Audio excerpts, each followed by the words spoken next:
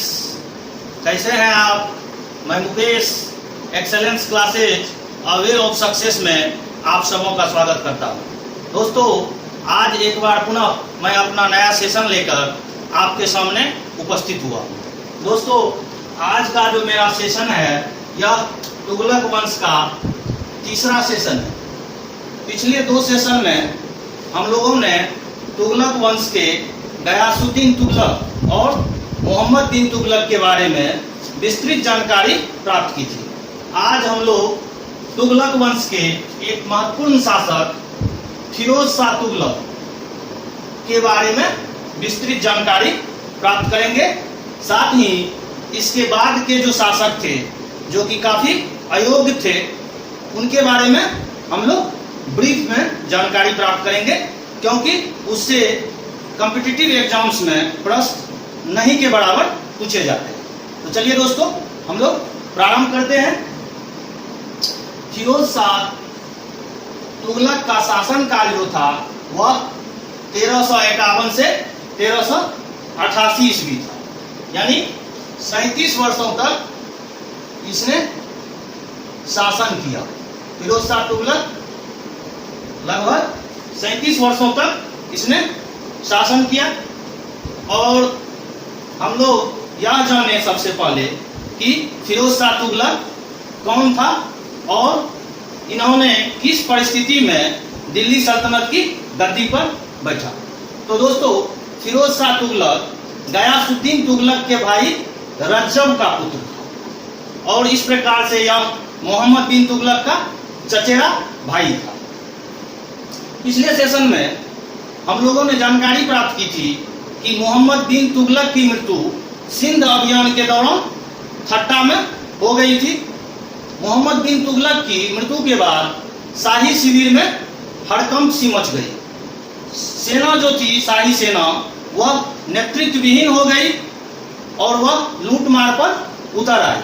फलस्वरूप शाही शिविर में जो अमीर और उलेमा वर्ग थे, उसने फिरोज तुगलक को, जो कि फिरोज शाह तुगलक के नाम से गद्दी पर बैठा, उन्हें सत्ता हासिल करने के लिए, सत्ता ग्रहण करने के लिए आग्रह किया। फिरोज शाह तुगलक जो कि स्वभाव से एक एकांत प्रिय और धार्मिक प्रवृत्ति का व्यक्ति था, प्रारंभ में उन्होंने सत्ता ग्रहण करने से इनकार कर दिया, किंतु बाद में इन्हीं उलेमा और अमीर वर्ग के दबाव में आकर उन्होंने सत्ता हासिल की और इस प्रकार वह दिल्ली सल्तनत की गद्दी पर बैठा। फिरोज शाह तुगलक का राज्याभिषेक 22 मई 1351 ईस्वी को शाही शिविर में हुआ था और बाद में दिल्ली लौटने के बाद उनका फिर से दिल्ली में राज्याभिषेक हुआ। तो इस प्रकार फिरोज शाह तुगलक का 2 बार राज्याभिषेक हुआ था। यह प्रश्न पूछे जाते हैं कि दिल्ली सल्तनत का कौन ऐसा शासक था जिसका राज्याभिषेक 2 बार हुआ था, तो वह फिरोज शाह तुगलक था। अब आइए हम लोग इसकी उपाधि के बारे में जानकारी प्राप्त करें। फिरोज शाह तुगलक द्वारा गद्दी प्राप्त करने के बाद, उनके राज्याभिषेक के बाद खलीफा के द्वारा उन्हें कासिम अमीर उल मोमिनीन की उपाधि प्रदान की गई। फिरोज शाह तुगलक के शासनकाल में उलेमा वर्ग जो थे, उनका संपूर्ण प्रभुत्व स्थापित हो गया था। इसका एक कारण यह भी था कि यह उन्हीं वर्ग के प्रभाव से, अर्थात उलेमा और अमीर वर्ग के प्रभाव से ही इसने सत्ता हासिल की थी। साथ ही यह एक धार्मिक प्रवृत्ति का भी व्यक्ति था और उलेमा वर्ग जो होते थे वो धार्मिक वर्ग थे। इस कारण से इसके शासन पर उलेमा वर्ग का बहुत अधिक प्रभाव था। उनके परामर्श से ही यह कोई भी निर्णय लेता था। इन्होंने अमीर और उलेमा वर्ग को उनकी जागीर, जो कि मोहम्मद बिन तुगलक के समय में छीन ली गई थी, उन्हें पुनः प्रदान की गई और पुराने जागीर के साथ साथ नए जागीर भी उन्हें बहुत सारे प्रदान की गई। साथ ही इन जागीरों पर उन्हें वंशानुगत अधिकार भी दे दिया गया, अर्थात उनके जो वारिस होते थे उनका उस पर अधिकार हो गया। तो इस प्रकार फिरोज शाह तुगलक के शासन पर उलेमा वर्ग का बहुत अधिक प्रभाव था। साथ ही वह बहुत ही जो है धार्मिक इस्लामिक नियमों के अनुसार, इस्लाम धर्म के अनुसार उन्होंने अपने शासन प्रशासन चलाया। इस कारण से इसके शासन को इस्लामिक तंत्र के रूप में भी जाना जाता है। तो चलिए दोस्तों आगे देखते हैं। इसने 24 कष्टकारी करों को हटाकर 4 कर लगाए। फिरोज शाह तुगलक ने उस समय जो 24 कर थे, कष्टकारी कर थे, इसको हटाकर इस्लाम की मान्यताओं के अनुसार 4 कर लगाए। आइए इन चारों करों के बारे में हम लोग जानकारी प्राप्त करते हैं। इसमें पहला कर था जजिया कर। जजिया कर जो था यह गैर मुस्लिमों से लिया जाने वाला एक धार्मिक कर था। यह इन वर्गों से अर्थात गैर मुस्लिमों से उनकी जान माल की रक्षा के लिए, इस्लामिक राज्य में उनकी जान माल की रक्षा के नाम पर उनसे लिया जाता था।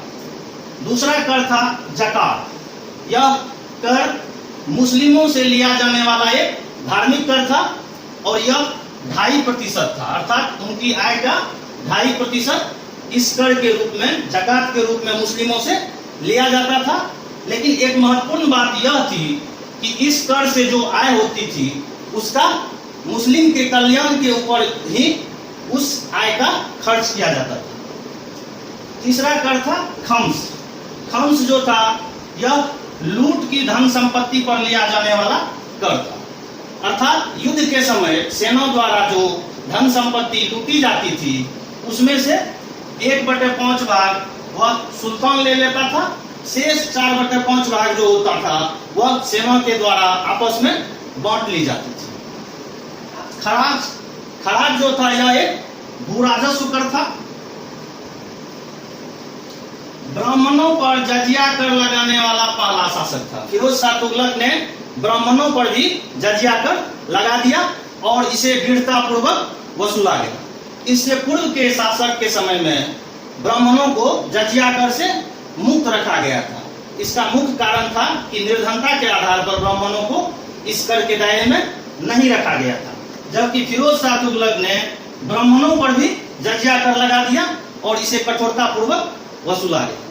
इसके पीछे एक उद्देश्य यह भी था कि ज्यादा से ज्यादा लोग इस्लाम धर्म कबूल करें, क्योंकि जो लोग निर्धन थे, गरीब थे और यह जजिया कर देने में असमर्थ थे, वह इस्लाम धर्म कबूल कर लेते थे और इससे उन्हें जजिया कर से मुक्ति मिल जाती थी। इस बात की पुष्टि फिरोज शाह तुगलक के आत्मकथा फतुहात ए फिरोज शाही में भी मिलती है, जिसमें कि उन्होंने स्वयं वर्णन किया है कि मैंने काफिरों को इस्लाम धर्म स्वीकार करने के लिए प्रेरित किया और जिसने भी इस्लाम धर्म स्वीकार किया उसे जजिया कर से मुक्त कर दिया गया। यहाँ काफिर शब्द का प्रयोग गैर मुसलमानों के लिए किया गया। तो चलिए दोस्तों आगे देखते हैं। इसने 5 बड़े नहरों का निर्माण करवाया। निर्माण कार्य में फिरोज शाह तुगलक की एक बहुत ही अभिरुचि थी और इस कारण से इतिहासकार बुल्जले हेग ने उन्हें रोमन सम्राट अगस्टस से उसकी तुलना की है। इन्होंने बहुत सारे निर्माण कार्य करवाए थे। इसमें यह महत्वपूर्ण है कि 5 बड़े नहरों का इन्होंने निर्माण करवाया था और इसका मुख्य कारण यह था कि यह चाहता था, फिरोज शाह तुगलक चाहता था कि राजस्व आय में वृद्धि के लिए जो गैर सिंचित क्षेत्र थे अर्थात अनुपजाई थे, जहाँ की उपज संबंधी क्रियाकलाप नहीं हो पाती थी, वहां इन नहरों के द्वारा उन क्षेत्रों को उपजाऊ बनाया गया और कृषि क्षेत्र का विस्तार किया गया। साथ ही इन्होंने सिंचाई कर लगाया, जिसे कि हक ए सिर्फ के नाम से भी जाना जाता है और सिंचाई कर लगाने वाला यह पहला शासक था। यह सिंचाई कर जो था यह भू राजस्व के अलावे, भू राजस्व कर के अलावे यह वसूला जाता था और यह उन लोगों से वसूला जाता था जो कि नहरों से पानी का उपयोग करते थे और यह सिंचाई कर उपज का 1/10 भाग निर्धारित था। जितनी उपज होती थी उसका 1/10 भाग सिंचाई कर के रूप में वसूला जाता था। तो चलिए दोस्तों आगे देखते हैं। सेना और नागरिक अधिकारियों के पद को वंशानुगत कर दिया गया तथा उन्हें वेतन के बदले जागीर देने की प्रथा पुनः प्रारंभ की। फिरोज शाह तुगलक में सैन्य एवं प्रशासनिक गुण का अभाव था। बावजूद इसके इसका शासनकाल जो था वह 37 वर्षों तक चला, जो कि सल्तनत कालीन इतिहास में सबसे लंबा शासनकाल इसका माना जाता है, और वह भी शांतिपूर्ण रहा। इसका मुख्य कारण यह था कि इन्हें अमीर वर्ग, उलेमा वर्ग और सामान्य मुस्लिम जनता का समर्थन प्राप्त था। तो इनके द्वारा सेना और नागरिक अधिकारियों के पद को वंशानुगत कर दिया गया तथा उन्हें वेतन के बदले जागीर देने की प्रथा की प्रारंभ की गई। इसके पूर्व के शासक के द्वारा जो सेना की नियुक्ति होती थी, नागरिक अधिकारियों की नियुक्ति होती थी, वह उनकी योग्यता के आधार पर होती थी, जबकि इन्होंने इस पद को, सेना एवं नागरिक अधिकारियों के पद को वंशानुगत कर दिया और साथ ही उन्हें वेतन के बदले जागीर देने की प्रथा प्रारंभ की। इन्होंने यह भी व्यवस्था की कि यह सेना जो थे, सेना जरूरत पड़ने पर अपने स्थान पर अपने परिवार के सदस्यों को भी दे सकते थे। इस कारण से इनकी सैन्य व्यवस्था काफी कमजोर हो गई, सैन्य तंत्र इनका काफी कमजोर हो गया, क्योंकि सेना जो थे वह आराम तल्ली हो गए और सैन्य कार्य में वह दिलचस्पी नहीं लेने लगे। तो इसका एक दुष्परिणाम हुआ। चलिए आगे देखते हैं। दाग और हुलिया प्रणाली को इन्होंने बंद कर दिया। पिछले सेशन में हमने जानकारी प्राप्त की थी कि अलाउद्दीन खिलजी ने घोड़ा दागने और सैनिकों के हुलिया लिखने की प्रथा प्रारंभ की थी। ऐसा उन्होंने इसलिए किया था ताकि उन्नत किस्म का जो घोड़ा हो वह उनके सेना द्वारा उपयोग में लाया जा सके।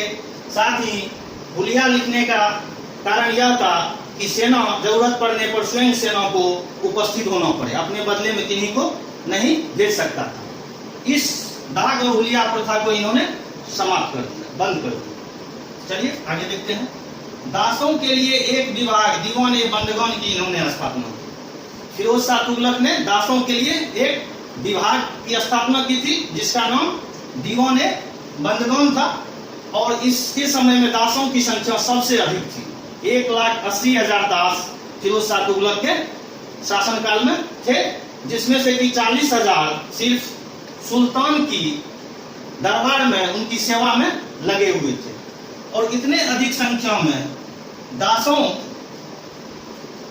बनाने का एक मुख्य कारण यह भी था कि ज्यादा से ज्यादा लोगों को दास बनाकर उन्हें इस्लाम धर्म कबूल करवाया जाए, ताकि इस्लाम धर्म का प्रचार प्रसार अधिक से अधिक लोगों के बीच हो सके। और इन्होंने अपने अमीरों को आदेश दिया था कि युद्ध के समय ज्यादा से ज्यादा लोगों को बंदी बनाया जाए और उन्हें दास बनाया जाए। चलिए दोस्तों आगे देखते हैं। इसने 300 नए नगरों की स्थापना की।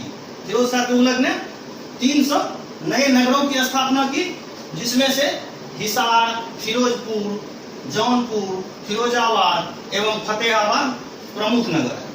ये महत्वपूर्ण नगर हैं जिनके बारे में कि एग्जाम्स में पूछे भी जाते हैं। इसने दिल्ली के आसपास 1200 बाग लगवाए। फिरोज शाह तुगलक ने दिल्ली के आसपास 1200 बाग लगवाए, और इससे भी इन्हें काफी अधिक आय होती थी। राजस्व में वृद्धि का यह एक उनका प्रयोग था। कुतुब मीनार की ऊपरी मंजिल का निर्माण इन्होंने करवाया। कुतुब मीनार के ऊपरी मंजिल पर बिजली गिरने के कारण क्षतिग्रस्त हो गया था, जिसका कि निर्माण इन्होंने करवाया। पिछले सेशन के अनुसार हम लोग जानते हैं कि कुतुब मीनार की नींव कुतुबुद्दीन ऐबक ने डाली थी, और जिसका निर्माण कार्य इल्तुतमिश ने पूरा करवाया था। लेकिन यह एक बहुत ही महत्वपूर्ण जानकारी है कि कुतुब मीनार के ऊपरी मंजिल पर बिजली गिरने के कारण वह क्षतिग्रस्त हो गई थी, जिसका निर्माण की फिरोज शाह तुगलक ने करवाया। दोस्तों आगे देखते हैं। अब हम लोग इनकी जन कल्याणकारी योजनाओं के बारे में जानकारी प्राप्त करेंगे।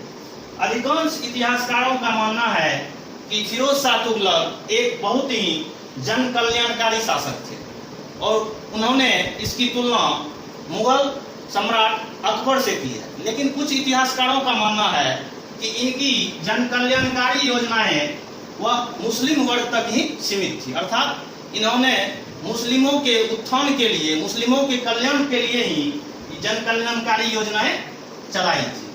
तो चलिए देखते हैं हम लोग इसके तहत उन्होंने क्या क्या कदम उठाए, जन कल्याणकारी इनकी योजनाएं क्या क्या थी। इसमें पहला है रोजगार दफ्तर खोलना। इन्होंने रोजगार दफ्तर खोला था जिसमें कि बेकार एवं बेरोजगार लोगों के लिए उसमें व्यवस्था की गई थी। ये बेकार और बेरोजगार लोग जो होते थे वो उस दफ्तर में अपना नाम लिखवाते थे और उन्हें रोजगार मुहैया कराया जाता था। आजकल भी जो एक्सचेंज ऑफिस है जिसमें कि बेरोजगार लोग जो है अपना नाम लिखाते हैं, तो यह कंसेप्ट जो है वहीं से आया हुआ है। उसी समय से, उस समय में यह व्यवस्था की गई थी रोजगार दफ्तर की। चलिए दूसरा है कि दीवान ए खैरात। यह विभाग जो था दीवान ए खैरात, इसके अंतर्गत मुस्लिम लड़कियों, मुस्लिम विधवाओं एवं अनाथ बच्चों के लिए मदद की व्यवस्था की गई थी। मुस्लिम लड़कियों के विवाह के लिए इसके तहत जो है सुविधा मुहैया कराई जाती थी, धन संपत्ति मुहैया कराई जाती थी। साथ ही मुस्लिम विधवाओं के लिए भी सरकार की ओर से, राज्य की ओर से सुविधाएं उपलब्ध कराई जाती थी। अनाथ बच्चों के लिए सुविधा उपलब्ध कराई जाती थी। तीसरा जो विभाग था वह था दीवान इश्तिहार। इसे पेंशन विभाग यह था। इसके तहत मृत लोगों को पेंशन दिया जाता था, जो मृत हो जाते थे उन्हें उसके लिए पेंशन की व्यवस्था की गई थी। चौथा जो था यह दारुल सफा। इसके अंतर्गत रोगियों को दवा एवं भोजन मुफ्त में मुहैया कराई जाती थी। इसके तहत उस समय में यह व्यवस्था की गई थी कि जो रोगी होते थे उनको दवा और भोजन मुफ्त में उपलब्ध। चलिए आगे देखते हैं। सम्राट अशोक के 2 स्तंभों को टोपड़ा एवं मेरठ से दिल्ली लाकर इन्होंने स्थापित किया। फिरोज शाह तुगलक ने सम्राट अशोक के 2 स्तंभ, जिसमें से कि एक टोपड़ा से और दूसरा मेरठ से दिल्ली लाया और उसे दिल्ली में स्थापित किया। 1362 ईस्वी में इसने सिंध पर आक्रमण किया। इन्होंने, फिरोज शाह तुगलक ने अपने साम्राज्य विस्तार की ओर कोई ध्यान नहीं दिया। इन्होंने साम्राज्य विस्तार नहीं किया। इसके संबंध में पूर्व में भी मैंने चर्चा की है कि इसमें सैन्य और प्रशासनिक गुण का अभाव था। 1362 ईस्वी में इनके द्वारा सिंध पर आक्रमण किया गया। वह भी इसलिए किया गया क्योंकि यह सुल्तान के लिए एक प्रतिष्ठा की बात थी, क्योंकि मोहम्मद बिन तुगलक की मृत्यु जिस परिस्थिति में, जिस दुखद स्थिति में सिंध पर अभियान के दौरान ठट्टा में हो गई थी, और इसके कारण फिरोज तुगलक को जो है दिल्ली वापस आना पड़ा था। इसके लिए भी यह आवश्यक था कि सिंध पर उनके द्वारा आक्रमण किया जाए। हालांकि यह आक्रमण बहुत विलंब से हुआ, 1362 ईस्वी में किया गया और वह भी असफल रहा, क्योंकि सिंध में जो है बहुत ही अकाल और महामारी फैल गई थी, जिसके कारण सेना को गुजरात लौटना पड़ा और इस क्रम में वह गुजरात में कच्छ के रण में फंस गई और वहां जो है भूखे प्यासे बहुत सारे सेना की मृत्यु हो गई। चलिए आगे देखते हैं। जाजनगर और कांगड़ा के विरुद्ध अभियान धार्मिक उद्देश्य से प्रेरित था। जाजनगर और कांगड़ा के विरुद्ध जो इनका अभियान था वह भी धार्मिक उद्देश्य से प्रेरित था, और यह अभियान सिर्फ उलेमा वर्ग को संतुष्ट करने के लिए किया गया था। जाजनगर का अभियान जो था वह सुल्तान को पता था, उन्हें जानकारी थी कि पुरी, जो कि एक बहुत ही महत्वपूर्ण वहां जगन्नाथ मंदिर है, जो कि हिंदुओं का एक धार्मिक स्थल है, पुरी के मंदिर पर आक्रमण करने के लिए उन्होंने यहाँ सैन्य अभियान किया था और उस मंदिर पर आक्रमण कर वहां के मंदिर को क्षति पहुंचाया, उसे ध्वस्त किया और मूर्ति को समुद्र में फेंकवा दिया। जबकि कांगड़ा पर जो इन्होंने अभियान किया, उन्हें सुल्तान को यह जानकारी थी कि यहाँ पर ज्वालामुखी मंदिर है और उस ज्वालामुखी मंदिर, जो कि हिंदुओं का एक बहुत ही पवित्र तीर्थ स्थल था, बहुत सारे हिंदू वहाँ एकत्रित होते थे, उसको जो है नष्ट करने के लिए उन्होंने यहाँ कांगड़ा पर अभियान किया और वहाँ के ज्वालामुखी मंदिर को उन्होंने नष्ट किया। साथ ही वहाँ से उन्होंने बहुत सारे पुस्तक भी अपने साथ ले गए, जिसका कि फारसी में अनुवाद करवाया दलाइते फिरोज शाही के नाम से। इसने चांदी और तांबे के मिश्रण से निर्मित सिक्के अद्धा और बीख चलाया। फिरोज शाह तुगलक ने अद्धा और बीख नामक सिक्का चलाया था। यह पूछे जाते हैं कॉम्पिटिटिव एग्जाम्स में कि अद्धा और बीख नामक सिक्का किसने चलाया था, तो यह फिरोज शाह तुगलक ने चलाया था। जियाउद्दीन बर्नी एवं शम्स ए सिराज अफीफ को इनका संरक्षण प्राप्त था। इनके शासनकाल में जियाउद्दीन बर्नी और शम्स ए सिराज अफीफ थे, जिनको कि इन्होंने संरक्षण प्रदान किया था। बर्नी ने तारीख ए फिरोज शाही नामक पुस्तक की रचना की थी। इसने दिल्ली में फिरोज शाह कोटला दुर्ग बनवाया। फिरोज शाह कोटला दुर्ग का निर्माण फिरोज शाह तुगलक ने करवाया था। और एक महत्वपूर्ण जानकारी मैं यह भी इसके साथ देना चाहूंगा कि फिरोज शाह कोटला मैदान का नाम हमारी केंद्र सरकार ने कुछ दिनों पहले अरुण जेटली के नाम पर कर दिया है, जो शायद आप लोगों को जानकारी होगी। चलिए दोस्तों आगे देखते हैं। इसकी आत्मकथा फतुहात ए फिरोज शाही है। फिरोज शाह तुगलक की आत्मकथा फतुहात ए फिरोज शाही है, जिसकी चर्चा मैंने पहले भी की है। 1388 ईस्वी में इसकी मृत्यु हो गई। फिरोज शाह तुगलक की मृत्यु 1388 ईस्वी में हो गई। और इसकी मृत्यु के बाद जो इसके बाद के शासक हुए वो काफी अयोग्य थे। इस कारण से उससे संबंधित प्रश्न भी कॉम्पिटिटिव एग्जाम्स में 9 के बराबर पूछे जाते हैं। तो गयासुद्दीन तुगलक जो था यह फिरोज शाह तुगलक का पौत्र था। यह गद्दी पर बैठा। उसके बाद नासिरुद्दीन महमूद। नासिरुद्दीन महमूद जो था वह गयासुद्दीन तुगलक शाह द्वितीय का चाचा था। इन्हें जो है यह पसंद नहीं आया, क्योंकि गयासुद्दीन तुगलक शाह द्वितीय को अमीर और उलेमा वर्गों ने सत्ता पर बैठाया था, उन्हें गद्दी दिया गया था उनके द्वारा, जो कि इन्हें पसंद नहीं आया। तो नासिरुद्दीन महमूद ने आक्रमण कर दिया और गयासुद्दीन शाह तुगलक की हत्या कर स्वयं गद्दी पर बैठ गया। और नासिरुद्दीन महमूद के समय में जो सल्तनत की स्थिति थी वो बहुत ही दुर्बल हो चुकी थी। ऐसा कहा जाता है कि इसके समय में दिल्ली सल्तनत जो है वह दिल्ली से पालम तक सीमित हो गया था। और इसके समय में तैमूर लंग का 1398 ईस्वी में आक्रमण हुआ था। यह आक्रमण इतना भयानक था कि इसमें भीषण रक्तपात हुई थी। 3 दिनों तक लगातार रक्तपात होते रही और दिल्ली का शहर वीरान हो गया था। इस आक्रमण से ही लगभग तुगलक वंश का अंत हो गया। और खिज्र खां जो थे, खिज्र खां को फिरोज शाह तुगलक ने मुल्तान की जागीर सौंपी थी, जो कि बाद में फिरोज शाह तुगलक के बाद के जो उत्तराधिकारी थे उन्होंने उसे बंदी बना लिया और उस जागीर से बेदखल कर दिया, जिसके कारण खिज्र खां तैमूर लंग से जा मिला। और बाद में जब तैमूर लंग भारत छोड़कर जा रहा था तो खिज्र खां को मुल्तान, लाहौर और दीपालपुर का क्षेत्र सौंपकर चला गया। कुछ इतिहासकारों का कहना है कि उन्हें दिल्ली का गवर्नर जनरल भी उनके द्वारा नियुक्त किया गया था। तो इस प्रकार तुगलक वंश का अंत जो है वह तैमूर लंग के आक्रमण के साथ ही 1398 ईस्वी में हो गया। और आगे चलकर खिज्र खां ने सैयद वंश की स्थापना की। तो दोस्तों आगे सेशन में हम लोग सैयद वंश के बारे में जानकारी प्राप्त करेंगे। इस प्रकार मैं आशा करता हूं कि मेरा यह सेशन आपको पसंद आया होगा। दोस्तों आप इसे प्रारंभ से लेकर अंत तक देखें और मैं आपको विश्वास दिलाता हूं कि कोई भी एग्जाम्स, चाहे वो सीपीओ हो या बिहार दरोगा हो या एनटीपीसी हो, किसी भी एग्जाम्स में, यहाँ तक कि स्टेट पीएससी में भी मेरे इस सेशन से बाहर प्रश्न नहीं जाएंगे। अगर इस सेशन से संबंधित विषय वस्तु से प्रश्न पूछे जाएंगे तो मेरे इस सेशन से बाहर नहीं जाएंगे, मैं आपको विश्वास दिलाता हूँ। ठीक है, okay, thank you, bye bye, take care.